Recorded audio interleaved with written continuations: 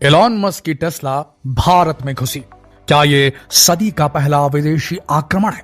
Tesla दुनिया में अगर किसी को कमर्शियल इलेक्ट्रिक व्हीकल्स का जनक कहा जाएगा, father of commercial electrical vehicles अगर किसी को कहा जाएगा, तो उसमें नाम आएगा इस कंपनी का, टेस्ला का, एलॉन मस्क का। और अब ये भारत में एंटर करने वाले हैं, भारत के इलेक्ट्रिक व्हीकल मार्केट में एंटर करने वाले हैं। सोचिए जरा, जहां बाप आएगा वहां दूसरी तीसरी पीढ़ी के निर्माता कहां टिकेंगे? क्या होगा टाटा का? क्या होगा महिंद्रा का? क्या होगा देश के इलेक्ट्रिक व्हीकल कार मैन्युफैक्चरर्स का? क्या वो टिक पाएंगे टेस्ला की उन्नत इलेक्ट्रिक व्हीकल कारों के सामने? क्या इसे 21st सेंचुरी का पहला भारत पर होने वाला फाइनेंशियल विदेशी आक्रमण कह सकते हैं इसे? देखिए, एलॉन मस्क जो है वो भारत के अंदर 2 से 3 बिलियन डॉलर का निवेश करके टेस्ला की फैक्ट्री डालने वाले हैं। लेकिन इसकी एवज में वो भारत से क्या लेना चाहते हैं, सवाल यहां पर खड़ा होता है। देखिए, इन्वेस्टमेंट भारत के अंदर बढ़ा रहा है, भारत के अंदर मैन्युफैक्चरिंग होने वाली है इलेक्ट्रिक व्हीकल कारें। ये खुशखबरी है भारत के लिए। एडवांटेजेस भी हैं इसके और डिसएडवांटेजेस भी हैं, और पब्लिक में रिस्पॉन्स भी मिला जुला रहा है। कुछ लोग पॉजिटिव सोच रहे हैं कि भारत के अंदर इलेक्ट्रिक व्हीकल्स बनेगी तो इसका लुत्फ जो है भारतीय भी उठा सकेंगे और भारत में एम्प्लॉयमेंट भी कुछ जो है % तक आएगा। और दूसरे जो नेगेटिव सोचते हैं या नेगेटिव रेस्पॉन्स है जिनका इस पूरी खबर पर, उनका यह मानना है कि यह हो सकता है कि टेस्ला के आने से भारत के जो इलेक्ट्रिक व्हीकल मैन्युफैक्चरर कंपनीज थी उनका मार्केट ऑलमोस्ट स्वाइप आउट हो सकता है। तो चलिए गहराई से जानते हैं कि क्या यह विदेशी आक्रमण है या यह कदम भारत को सुपर पावर बनने से एक कदम और आपको बढ़ा देगा।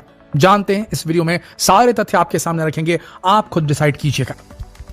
सबसे पहला पॉइंट हम आपके साथ जो शेयर करना चाहते हैं वो ये है कि अब से पहले तक टेस्ला जैसी कंपनियां, इलेक्ट्रिक व्हीकल कंपनियां अगर भारत के अंदर अपना माल बेचने के लिए आती, भारत के साथ व्यापार करने के लिए आती, दुनिया के सबसे बड़े मार्केट 140 करोड़ के भारतीय मार्केट पर अपना कब्जा जमाने के लिए आती, तो उससे पहले भारत ने बैरियर बना रखा था इन इलेक्ट्रिक व्हीकल कंपनीज के लिए कि अगर आप भारत के अंदर व्यापार करने आते हैं, आपकी कारें बेचने के लिए आते हैं और आपकी कारों की कीमत 45 लाख के ऊपर आती है, यानी मान के चलिए luxury car segment, electric vehicles काफी महंगी होती हैं जो लग्जरी सेगमेंट में आती है, तो इस प्रकार की गाड़ियां जो होती हैं वो 35 लाख के ऊपर आ जाती हैं।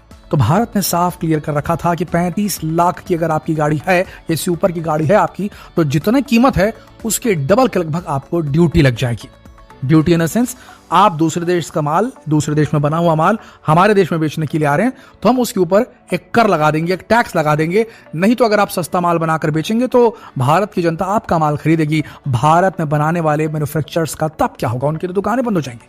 पैसा तो सारा हमारा बाहर की तरफ जा रहा है। अगर देश के मैन्युफैक्चरर बनाएंगे और उनकी गाड़ियों को खरीदेगी भारत की जनता, तो पैसा देश के अंदर ही घूमेगा, बनाने वाला भी देश का, खरीदने वाला भी देश का। तो इस चीज को ध्यान में रखते हुए 35 लाख से ऊपर की गाड़ी है तो जितना रकम, जितनी कीमत उसकी, उसके डबल जो है ड्यूटी लग जाती थी। तो कुल मिलाकर रेट डबल हो जाता था कारों का, जिससे कि दिक्कत हो रही थी और इसी वजह से टेस्ला भारत के अंदर उतर ही नहीं पा रही थी। लेकिन इवेंचुअली भारत ने अपनी पॉलिसीज में एक बहुत बड़ा बदलाव लाया है।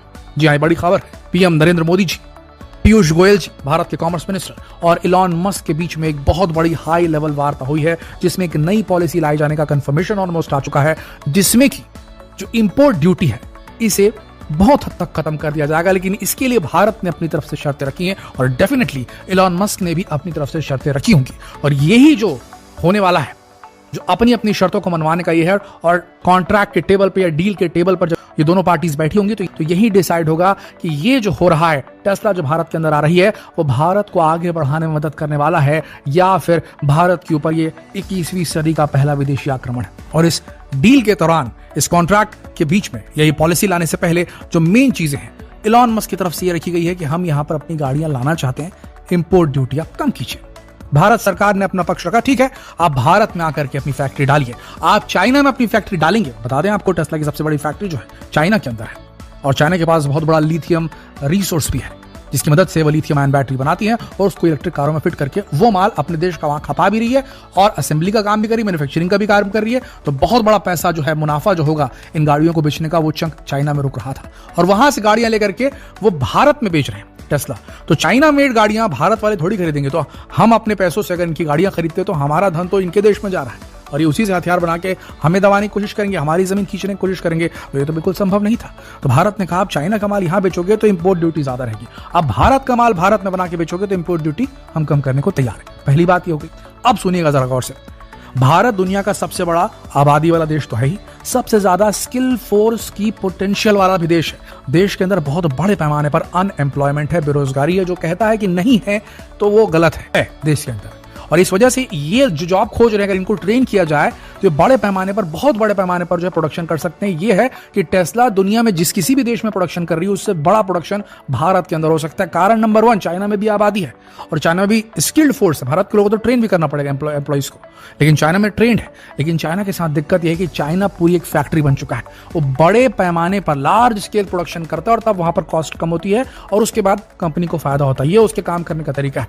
लेकिन भारत के अंदर तो लेबर कॉस्ट भी कम, तो भारत, और दूसरी चीज भारत के लोगों का दिमाग भी काफी स्ट्रांग। हम जानते हैं कि हमारे देश के टैलेंटेड इंजीनियर्स और टैलेंटेड डॉक्टर्स, हर फील्ड के जो रिसर्चर्स है, साइंटिस्ट है, दुनिया के सबसे बड़ी एजेंसीज में सबसे ऊंची पोस्टों पर आज की तारीख में है। तो ये ब्रेन्स हमारे भी हैं, हम यहाँ काम करेंगे। हम फैक्ट्री की तरह काम नहीं करते, तो ये बड़ी बात हमारे पास है। तो भारत में अगर ये आते हैं और भारत के सारे जो टैलेंट पूल है उसको इस्तेमाल करते हैं, इन केस कि अगर सिर्फ मैन्युफैक्चरिंग प्लांट डाल रहे हैं तब की बात बता रहे हैं, जो अभी डील चल रही है, तो ये क्या करेंगे, यहाँ पर एम्प्लॉयमेंट देंगे। एम्प्लॉयमेंट हमारे देश के नवयुवकों को मिलेगा, वो काम सीखेंगे, काम करेंगे और कम कॉस्ट में ज्यादा गाड़ियां इलॉन मस्क बना पाएंगे, टेस्ला बना पाएंगे भारत में, और उसको बेच करके तगड़ा मुनाफा कमा पाएंगे। यहां पर भारत को एम्प्लॉयमेंट का तो फायदा होगा थोड़ा मोड़ा। आप समझ लीजिए भारत के अंदर गाड़ियां बिकेंगी, सबसे बड़ा मार्केट तो ही, तो यहाँ पर आपके सर्विस स्टेशन भी खोले जाएंगे, उससे भी प्रॉफिट होगा। लेकिन बहुत चिचले लेवल का प्रॉफिट था, बहुत सतही शैलो प्रॉफिट है। बड़ा प्रॉफिट तो तब है जब टेक्नोलॉजिकल फायदा भारत को मिले। और इसके लिए फिर एक क्लू भारत सरकार ने फिर जोड़ दिया। पहले तो भाई चाइना मत बनाओ, हमारे देश में बनाओ, तो तुम्हारी इंपोर्ट ड्यूटी कम होगी। लेकिन सिर्फ आपको मैन्युफैक्चर नहीं करना है, आपको यहाँ पर R&D, रिसर्च एंड डेवलपमेंट का भी खोलो।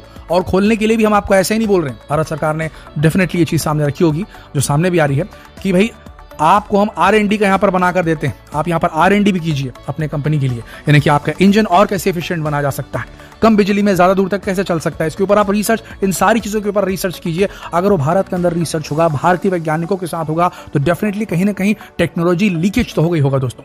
और ये जो इंजीनियर्स रहते हैं और ये जो साइंटिस्ट रहते हैं, जब ये एक कंपनी से दूसरी कंपनी में जंप करते हैं और दूसरी कंपनियां लुक्रेटिव इनको ऑफर देती है, तो ये टेक्नोलॉजी ट्रांसफर हो जाता है ऑलमोस्ट। इसी तरीके से पूरी दुनिया में सारा कुछ होता है। तो अगर भारत के अंदर R&D भी करने लगा टेस्ला, तो ये बहुत बड़ा फायदा भारत के लोग, ये सही फायदा होगा एक्चुअल में।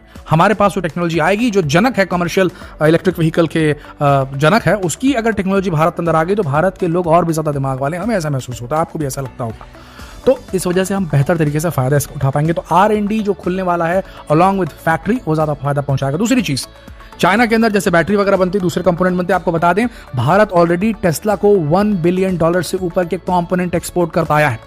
अब जब यहां पर ये फैक्ट्री बनेगी तो होगा क्या, यहां पर जो दूसरे कंपोनेंट है भारत के, हम तो पहले जो बेच रहे थे वो पहले उसको एक्सपोर्ट हो रहा था दूसरी जगह, तो उसको कॉस्ट बढ़ रही थी। अब वो यहीं पर बनाएगा, वो ट्रांसपोर्टेशन का कॉस्ट खत्म हो गया, तो कॉस्ट गिर गई। देश के अंदर बना रहा है तो और ज्यादा ड्यूटी फ्री हो गया, और ज्यादा सस्ता हो गया, तो कारों की कीमत, जो बनाने की लागत है वो गिर गई, तो प्राइसिंग भी गिर गई, तो भारत के लोगों तक कारें भी पहुंच जाएंगी। कुल मिलाकर देखा जाए तो कंपोनेंट्स हम और ज्यादा मात्रा में इंडियन कंपोनेंट इनकी गाड़ियों में लगा सकते हैं और टेस्ला की मांग पूरे वर्ल्ड में, ये बड़े लेवल पे फायदा होगा। फिर एक समझ लीजिए एक बेबी मैन्युफैक्चरिंग सेक्टर देश के अंदर स्थापित हो जाएगा, जो कि इंडिपेंडेंट एंटरप्रेन्योर जिनको चलाएंगे, कंपनियां चलाएंगी और वो टेस्ला की टेक्नोलॉजी पे काम करेंगे। धीरे धीरे भारत भी अपनी टेक्नोलॉजी डेवलप करेगा। तो इवेंचुअली ये सही डील है। इसे हम नहीं कह सकते कि ये कंप्लीटली ऐसा बोला जाए कि टेस्ला उतरेगी तो महिंद्रा और जो टाटा है वो खत्म हो जाएंगे। डेफिनेटली असर तो पड़ेगा, लेकिन आने वाले वक्त में लॉन्ग टर्म में कहेंगे तो इसका फायदा भारत को हो सकता है। वैसे आपकी क्या राय है नीचे कमेंट सेक्शन में लिखकर जरूर बताएं। जितना हो सके इस वीडियो को शेयर करें फेसबुक पर, व्हाट्सएप पर, यूट्यूब पर। जल्द मिलते हैं अगली वीडियो में। धन्यवाद।